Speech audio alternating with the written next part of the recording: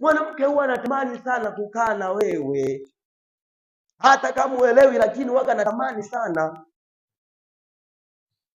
Huo muda umefika. Kumbukumbu la Torati 6 mstari wa 4 hadi wa 9, hapo inaeleza habari kama hiyo. Kwa hiyo hiyo ni nguzo nyingine. Ziko 7, hii ya 5 bado 2. 6:4 Kumbukumbu la Torati la Bwana asema, sikiza, Israeli, Bwana Mungu wetu, Bwana ndiye mmoja. Nawe mpende Bwana Mungu wako kwa moyo wako wote na kwa roho yako yote na kwa nguvu zako zote.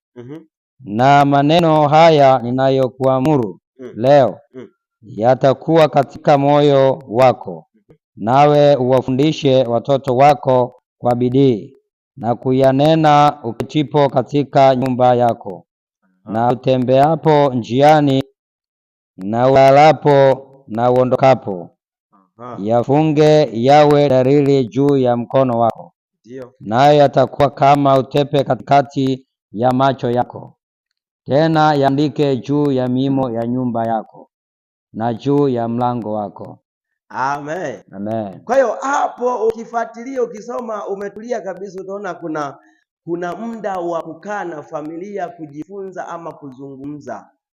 Sasa changamoto sijajua, ila hapo baadaye kama kutakuwa